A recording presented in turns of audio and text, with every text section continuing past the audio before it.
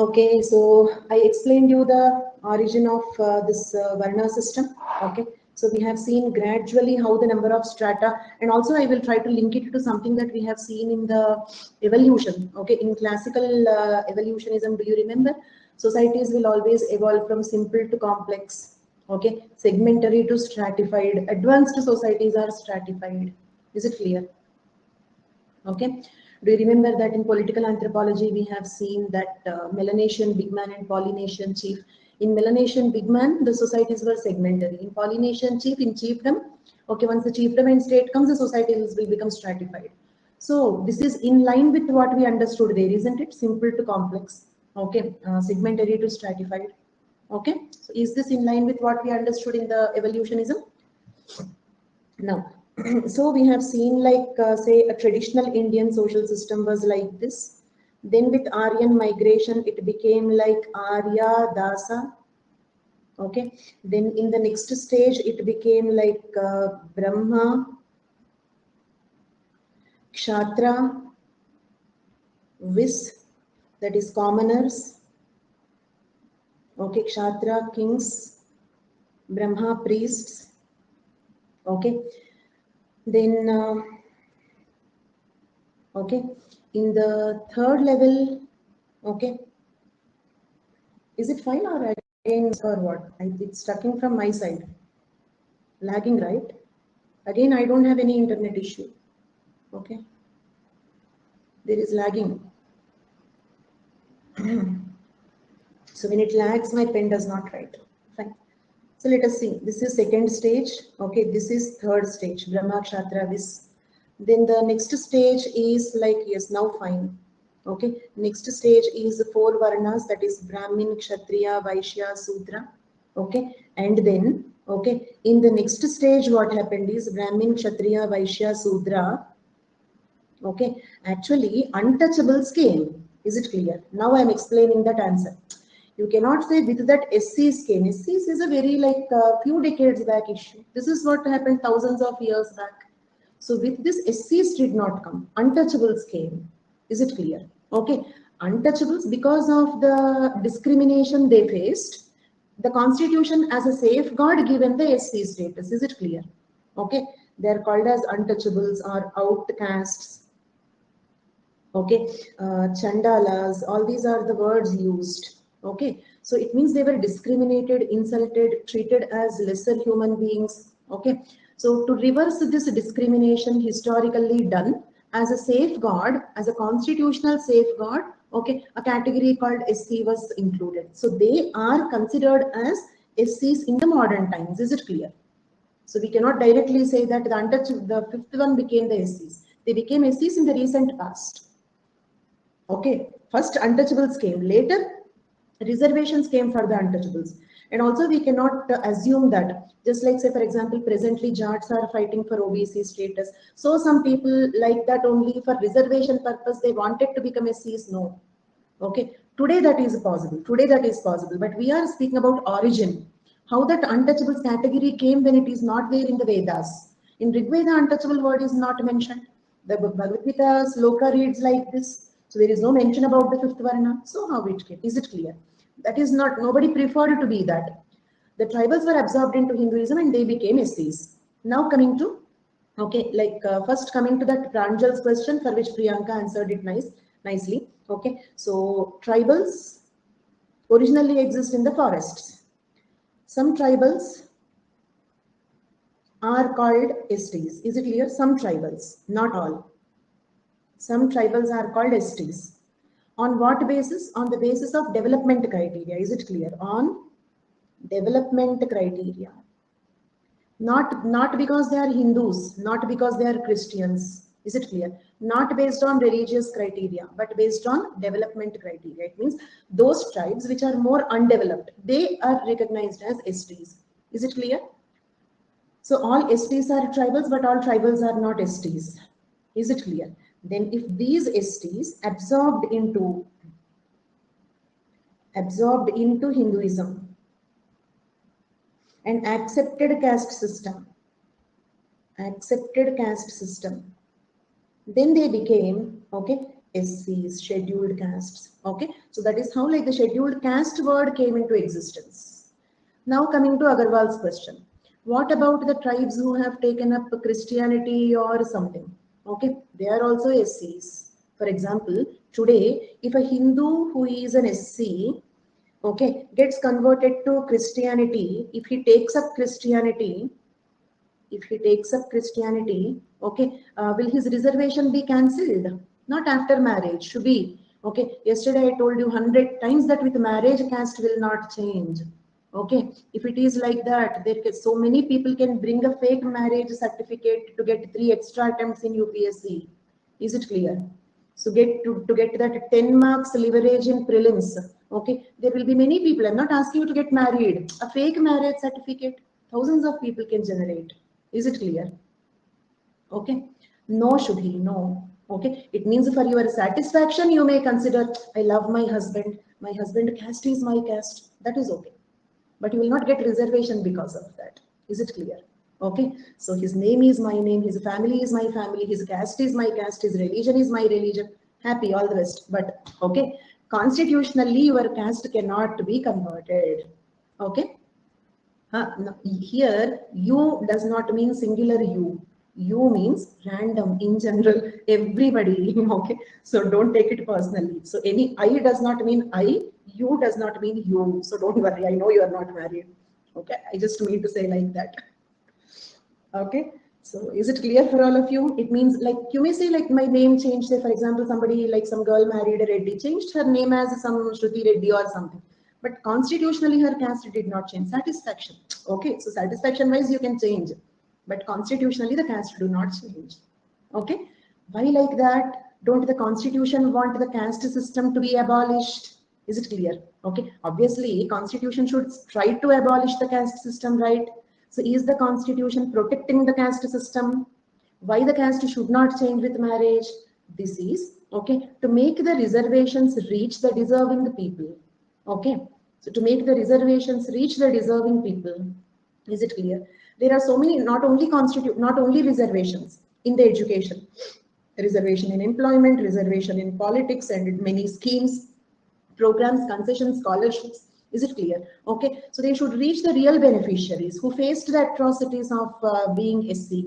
So that is the reason why, okay, with marriage, caste should not change, because people can easily create a fake certificate. It's not difficult. Is it clear? Fake marriage certificate, fake adoption certificate.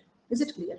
Okay, give some 10,000 rupees to somebody, they will sign and go. They will never meet you again in the life, don't worry.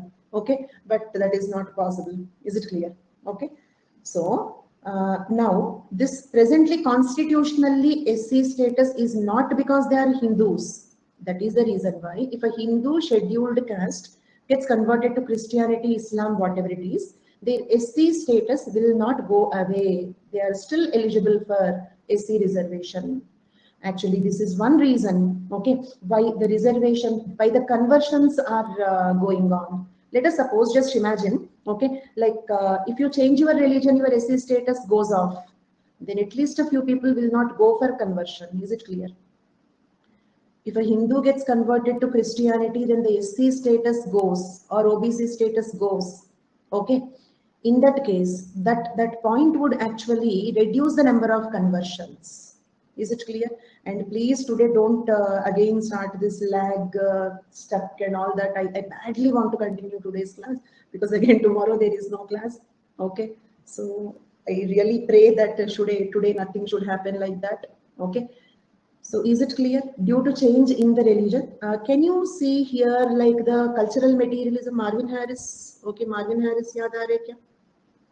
Okay, why Marvin Harris here? Because material benefits. For example, due to religious conversion, if their material benefits go away, then they may not go for religious conversion. It means material benefits comes first and religion comes next. Okay, infrastructure determines the superstructure.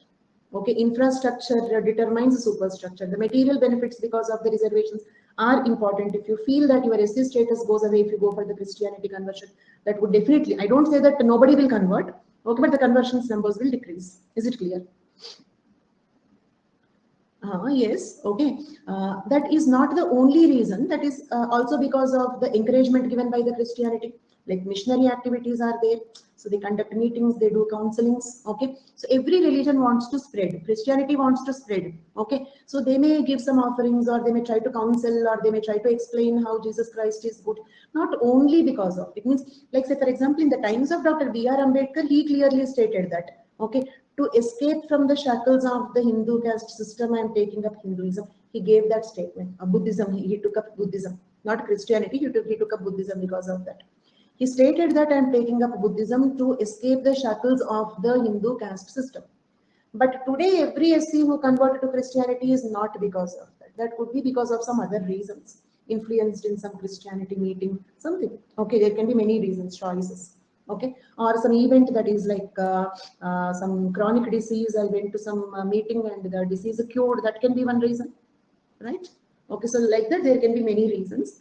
Okay, so that is one reason I said, not the reason in every such conversion. But if such conversion deprives you from the material benefits of the reservation, the conversions numbers would decrease. This is one example for cultural materialism. Is it clear? That is, material aspects will determine the superstructural aspects. Whether you have to remain in Hinduism or Christianity depends on whether the SC status remains or goes off. Is it clear? Priority of infrastructure, true. So, I hope this is clear for all of you. Those who are in Christians and Muslims cannot claim the SC communities and SC order. Okay. So, as such, for SCs it is not there, I think. For OBCs it is like that. For SCs it is not like that.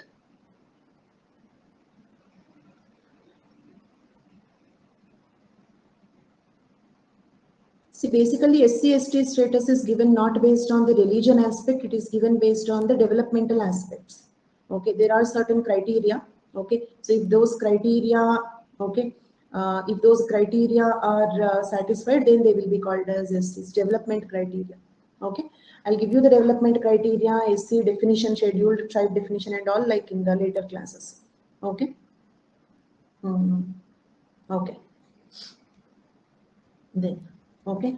So now leaving that, let us proceed into the Varna system as such. Okay. So Varna system was based on color. Varna means color. We use color to represent nature, guna, nature. And therefore it was known as Varna system.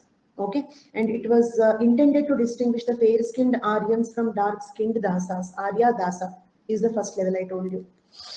Then later there came three Varnas, Brahma, Kshatriya, Vis. Okay. Finally, the non-Aryans were termed as Sudras and allotted the physical labor. Okay. And we have seen these two slokas also. Next, there is something called Triguna theory. Triguna theories means what? There are three natures in the human beings. Okay. Sattva guna, Rajasa guna, Tamasa guna. Is it clear? Okay. Yes, you have to remember, you have to quote the slokas. So you have to quote these slokas. So that is important in this context. Not many, only these two. We don't have many such slokas, don't worry, only these two. Okay. So just like in paper one, you give some quotations, definitions. Here, these are the quotations here. Okay. Then Triguna theory means what? There are three gunas, four varnas. Sattva guna is for Brahmins, Rajasa guna is for Kshatriyas, Tamasa guna. Okay, Sattva means sattvic. Okay, that is like soft. Okay, and Rajasa means royal. Okay, Tamasa means ignorance, lazy. Okay, so ignorant basically. Okay, so that is Tamasa guna. Usually Vaishyas and Sudras come under this guna. Is it clear? Basically Vaishyas, later Sudras.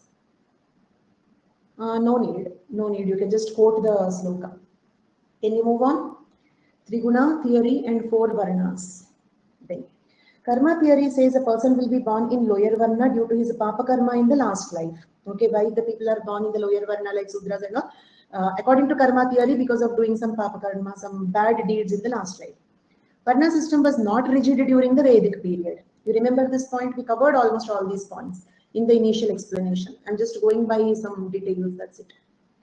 In the Vedic period, it was not like rigid. It means people could convert the Varna based on their practice and marriage. Okay. In Vedic times, the Varna system was not hereditary. Okay, is it clear? This is important. In Vedic times, Varna system is not hereditary. You can change Varna. It can be an achieved status. Is it clear? You can achieve the Kshatriya status or you can achieve the Brahmin status. Is it clear? Okay. But during Sutra period, the Varna system turned hereditary and therefore rigid. So this hereditary rigid Varna system is nothing but a caste system. Is it clear? Okay. The hereditary by practice means I told you na examples Ravana. Okay. Born as a Brahmin, but by practice he is a Kshatriya. By practice means based on what he is doing by action. Okay. Which occupation he is practicing. We say he is a practicing doctor, he is a practicing lawyer, like that. Okay, by practice, by marriage. Okay, based on his actions, the profession he takes up. So this can be an achieved status, not hereditary, but the hereditary. Okay, we can understand caste system like this. Hereditary, rigid, more complex Varna system is a caste system. Can I say like that? Hereditary, rigid, and more complex. I mean, more strata are there, thousands of strata instead of 4 5. So that is caste system. And caste and Varna are not two contemporary systems. Varna over a period of time evolved to be the caste system. Okay. Next, characteristics. Characteristics of Varna system. Universality. Universality, this is not space technology wala universe. Universally in India, we have Varna system universally in India, in all states. North India, South India, Central India, everywhere. Except some tribal belts. Obviously, do you believe that the Sentinelese know about this Varna system and all? There are many tribes who do not know about all these things. They're totally out of this context. Is it clear? Okay. So throughout India, it means there is no, for example, caste system if you take, you cannot find Kamma Reddy in North India, you cannot find Jat and Khatri in South India. Did you understand? But Varna is not like that. Okay. Brahmin, Kshatriya, Vaishya, Sudra are the 4 Varnas throughout India, isn't it? There is no regional variation. That is universality. Clear? Next. Stratification, of course, these are not segments. They are one on the top of the other. This is a stratified system. Yes? Then Ekaja, Dvija divisions. I explained this already. Okay. The Brahmin, Kshatriya, Vaishya are called as Dvijas because they are twice born. Okay. Biological birth is the first birth. What is the second birth for them? What event is considered as a second birth? Upanayana. Upanayana, not Punarjanma. Okay, see, this twice birth has nothing to do with Punarjanma. This is not rebirth. Okay, that is very important. This is not, we have rebirth also, but this is not rebirth topic.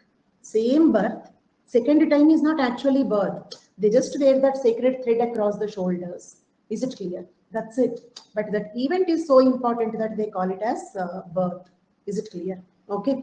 So that is the second birth. So those people who do not have eligibility for Upanayana, okay, are called as Ekajas because they will have only biological birth. They don't have this second birth, ritual birth or Upanayana. So therefore they are called Ekajas. So Ekaja, Dvija division. Uniform hierarchy. Uniform hierarchy means what? Throughout India, number 1 is Brahmin, isn't it? Topmost is Brahmin. Okay, step 2 is Kshatriya. It's not that